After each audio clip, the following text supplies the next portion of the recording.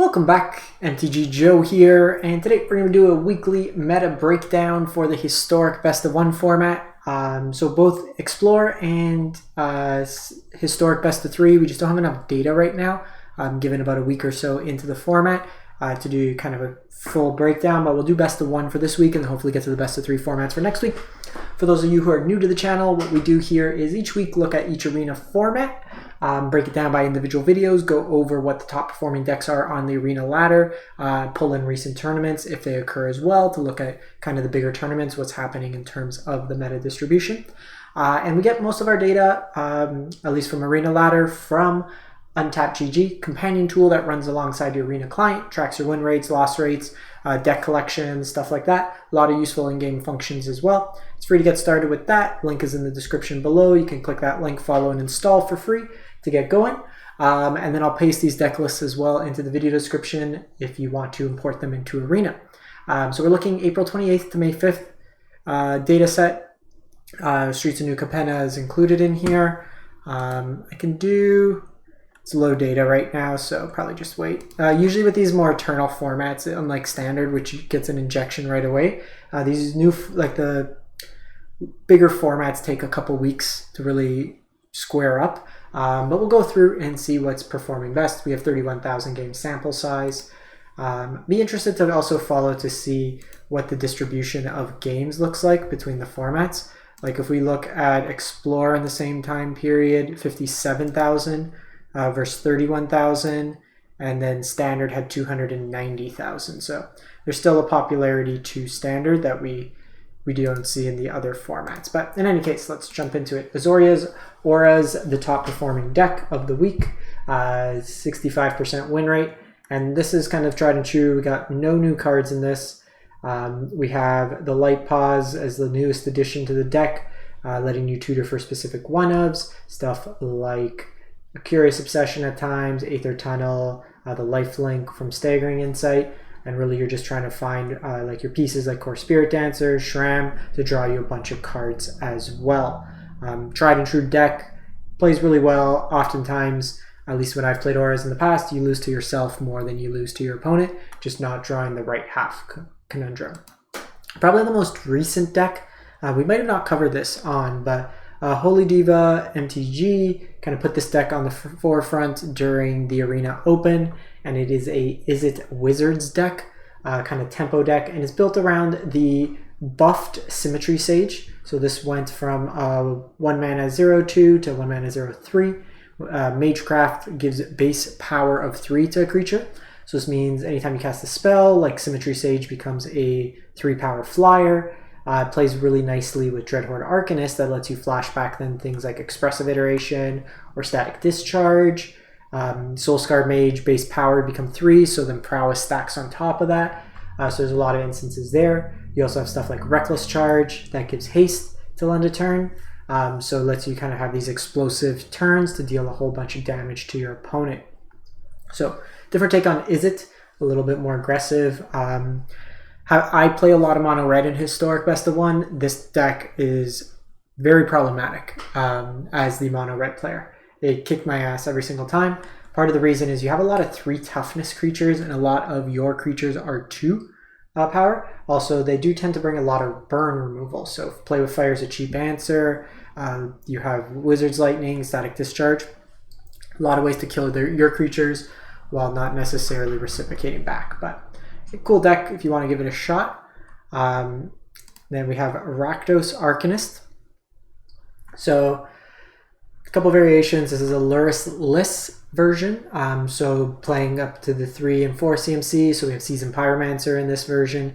Helps you to kind of discard your late Thoughtseizes and Inquisitions, stuff like that. This deck's 62% win rate. You're also playing Chandras and Sorin. A lot of hand hate in this version here, like I said, Inquisitions, Thoughtseize, Go Blanks, Kolaghan's Command can also hit discard. You got stuff like Dreadhorde Arcanist to flashback a bunch of your spells. Generally, your play pattern with this type of deck is like turn 1, discard your removal spell, turn 2, Dreadhorde Arcanist, turn 3, maybe discard again, or Arcanist flashback discard. So a lot of kind of utility with that. Then you have like threats like Rahilda that can go unchecked similarly. Magmatic Chandler helps you sort through your deck. and then Kroxa comes back for some redundancy, some highs and den as well as creature lands. Then we have Heliod Combo. Why is this not showing up win rate? Okay, well, that's weird. 61%. I don't know why that one's not showing up win rate. But this is, again, a deck that's been around for a while. Basically, infinite combo of Scurry Oak, Heliod Sun Crown, and anything that gains you a life on ETB. Basically, you put a counter on Scurry Oak, creates a squirrel, squirrel triggers the life gain, put a counter on Scurry Oak, yada yada yada, rinse, repeat, and then you gain infinite life, infinite tokens, kill your opponent. You also have the backup plan of Trelasara or Voice of the Blessed mixed in there as well. We have mono green elves, and kind of a cool thing with Untapped, like I was mentioning with syncing your deck collection and seeing what decks you can build. I don't own most of elves. I have a lot of decks, as you can see, but elves in particular is a lot of gray out. If I want to build this deck, I need 7 rare wild cards for mythics. If you hover over, because I have my collection synced, I can see I have 21 rares, 23 mythics. So I could build this deck if I want, but you can kind of see with that what you can and can't build. Elves is basically a hope they don't have the sweeper, otherwise I'm doing stupid mana things. A lot of accelerants, a lot of Lord style effects in Elvish Clangcaller, Elvish Archdruid, or Growing Rites could generate tons of mana in the deck. And really what you're trying to do is either pump that mana into something like Allosaurus Shepherd or Elvish Warmaster to pump up your team, or to cast the Craterhoof Behemoth and overrun your opponent. Lastly, we have Azoreous Affinity. Why did mono red not show up? Okay, in any case, I'll show you my mono red deck because that one is doing work. Affinity, basically an artifact themed deck. You have stuff like Esper Sentinel, which is an artifact and a creature that's really good at taxing your opponent. Ingenious Smith gets larger over time and helps you dig for pieces. You have Nettlecyst in here that gets buff based on each artifact or enchantment you control. You have Thought Monitor that draws you cards and casts less based on the number of artifacts and enchantments. Sorry, a number of artifacts. You have Karn, Scion of Urza, which lets you get some card advantage in this deck, but also create big constructs, similarly in text to the Nettlecyst ability. So this is kind of a tempo-y control, like tempo-y deck, I would say is the best analog. You got like mainboard Graveyard Hate, you have counters and Metallic Rebuke, Snare can bounce things, so like 9 Lives Lock you can get around, stuff like that. So it's got a lot of utility in the deck itself. I do want to see why mono red. Oh, I just didn't click it. So mono red. So there's this version of mono red, and I'll show you mine. They're pretty similar. So this is an Annex Cleave version that's playing some copies of Rahilda. Mixed in there, you have Fanatical Firebrand that can take out early threats, Reckless Ringleader that also pumps it up. I think this version here is somewhat of an omission to life gain decks. You should be playing Ferocidon. It's such a good card. It wins so many games. The Menace comes through. I just got Mythic this afternoon. 16 and 4 for the last push up to Mythic.